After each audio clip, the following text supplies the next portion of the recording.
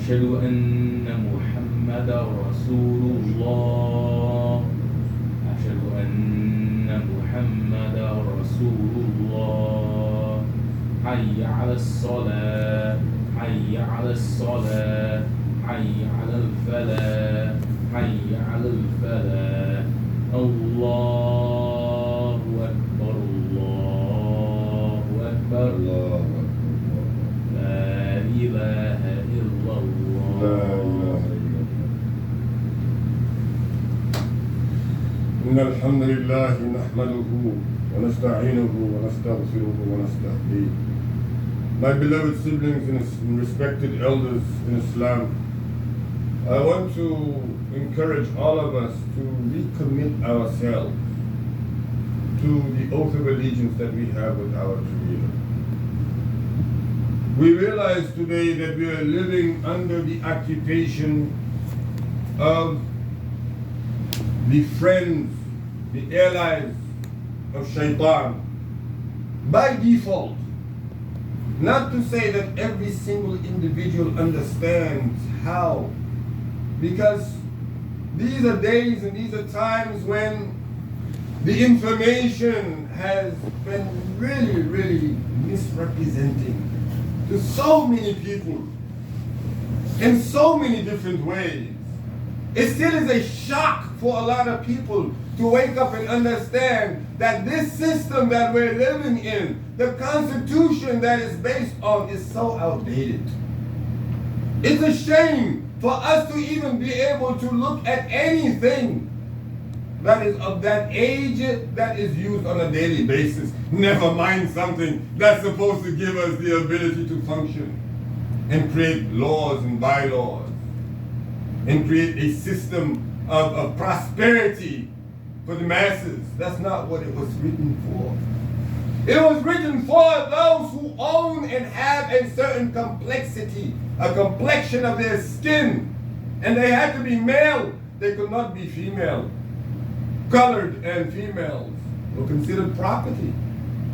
This is the Constitution of the United States of 1776. Why is it and how is it that you and I can give allegiance to Allah and say, Ashhadu an la ilaha illallah wa ashhadu anna Muhammadan abduhu wa rasuluh? We have a contract with him, but then we can encourage, or we ourselves can swear allegiance to a flag. It almost does not make any sense whatsoever, but Allah subhanahu wa ta'ala chose you and me to be in this tradition. And I want to remind us with this final thought. If we look at patience, it is not something in which one can say they have. Because the one who says they actually have it, that is the first indication that they don't know what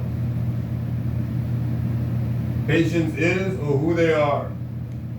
Because it increases and decreases, and the moment you say you have it, the moment you have to realize what it's based off of in Islam. You cannot take the patience from the school, from your principal, who is not practicing Islam, and you say, I learned it from my principal. Who the heck do you think your principal got it from? The Quran? Do you think they got it from the Sunnah? You think your teacher, your principal got it from the sayings of the righteous? How do you know that's where your principal got it from? Sayyidina Ali ibn Abi Talib radiallahu anhu says that patience is based off of longing, fearing asceticism, and expecting death. Why? Because the one who longs for paradise will not be distracted by these physical things. And the one who is fearful of the hellfire will abstain and will be mindful of committing sin and remaining in sin.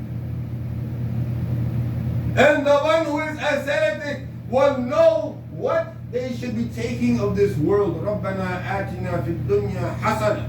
There is goodness of this world, that in which Allah is pleased with and has commanded for us to be involved in. We have to thrive. Love what Allah Ta'ala loves for Allah's reward, and hate what Allah Ta'ala hates for His reward, and act upon it no matter what. Otherwise we're being hypocritical. We should not do that. It's already showing. If you want to make it in this American society, you got to be hypocritical. You got to learn to tell lies. You have to be able to tell good lies as long as they're not counting against you. Because you got to get over it, get gotten. Do or die. The Prophet sallallahu alayhi wa sallam in Madinatul Ilm says, Ali is the door to knowledge. You have to learn where the door is to the city before you can enter the city. And the one who is expecting death will hasten to do good things. What reinforces this? Piety, the taqwa. We explained taqwa in the past, but Allah subhanahu wa ta'ala says, إِنَّمَا الْمُؤْمِنُونَ الَّذِينَ إِذَا ذُكِرَ اللَّهُ وَجِلَتْ قُلُوبُهُمْ وَإِذَا تُلِيَتْ عَلَيْهِمْ آيَاتُهُ زَادَتْهُمْ إِيمَانًا وَعَلَى رَبِّهِمْ يَتَوَكَّلُونَ. ذَلِكَ الْكِتَابُ, this book, this revelation, this Quran, هُدًى لِلْمُتَّقِينَ, it guides those who have the piety. We have to know what reinforces the piety. We have to know what undermines the piety. We have to know the effort that we can do to increase our piety in fearful of Allah, that what it is that we're doing is according to His pleasure and it is according to the example that He gave to Rasulullah sallallahu alayhi wa sallam. And we have to know how to abstain from that in which is greedy, being greedy, persisting in being sinful. American society understands and knows, but decides that it's going to stay remaining the way it is. But the day is going to come as Allah subhanahu wa ta'ala has given us this day, to where those who have been silent, known as the silent majority, are moved by Him in the direction in which He has chosen. After all this time, only because He has the ability and the command to sit back. He is the all-patient. He is as-sabur. And at His own command, change everything in an instant. إنما أمره إذا أراد شيئا أن يقول له كن فيكون. وسبحان الذي بيده ملكوت كل شيء وإليه ترجعون. May Allah Ta'ala forgive those who are seeking His forgiveness sincerely. May Allah Subhanahu wa Ta'ala correct those of us who are asking to be corrected sincerely. May Allah Subhanahu wa Ta'ala give us the prosperity that we are seeking in Him, as Rasulullah sallallahu alayhi wa sallam, His family and His companions have done. May Allah Subhanahu wa Ta'ala forgive all of those believers from the time of Adam into the very last individual that comes into this earth. May Allah Subhanahu wa Ta'ala enable us to have the fear of Him and discipline that He gave to Rasulullah sallallahu alayhi wa sallam, and enable us to reinforce our commitment, reinforce our intention. May Allah Ta'ala make us the ambassadors for Him, the khulafa of Allah Subhanahu wa Ta'ala, to be calling the people to Islam in the correct manner, that we are not too severe, that we are not too lenient, that we are not searching for the reward of this dunya, because we're not children of this dunya, yet we search for the reward of the akhirah because we are children of the akhirah. We search for what Allah Ta'ala has, for that and what is better for us. أقول قولي هذا أستغفر الله لي ولكم ولسائر المسلمين فاستغفروه إنه هو التواب الرحيم. استغفر الله استغفر الله استغفر الله. لا إله إلا الله. اللهم اهدنا فيمن هديت وعافنا فيمن عافيت وتولنا فيمن توليت وبارك لنا فيما أعطيت وقنا واصرف عنا برحمتك شر ما قضيت إنك تقضي ولا يقضى عليك إنه لا يذل من واليت ولا يعز من عاديت تبارك ربنا وتعاليت. اللهم اغفر للمسلمين والمسلمات والمؤمنين والمؤمنات الأحياء منهم والأموات في المغرب وفي ليبيا.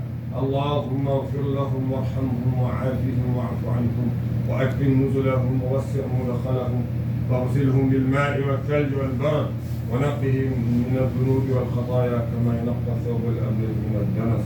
اللهم اغفر لهم، اللهم اغفر لهم وانصرهم وانصرهم وانصرهم وثبت أقدامهم يا حي يا قيوم برحمتك يا أرحم الراحمين. عباد الله، فالله الله في أنفسكم، فالله الله في أنفسكم، فالله الله في أنفسكم. إن الله يأمر بالعدل والإحسان وإيتاء ذي القربى وينهى عن الفحشاء والمنكر والبغي يعظكم لعلكم تذكرون. فاذكروا الله يذكركم ولذكر الله أكبر والله يعلم ما تصنعون. قوموا إلى الصلاة يرحمكم الله.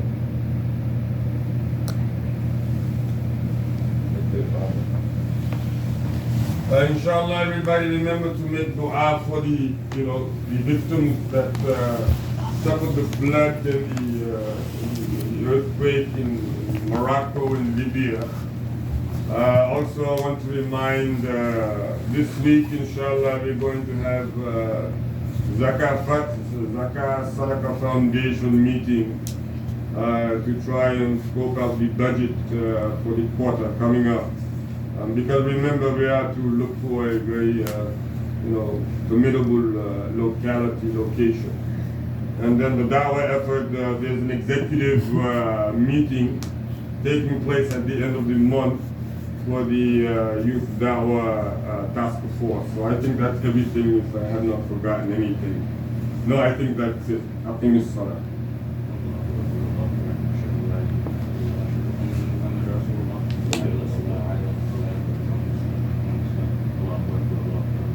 لا إله إلا الله. استووا واعتدلوا يرحمكم الله.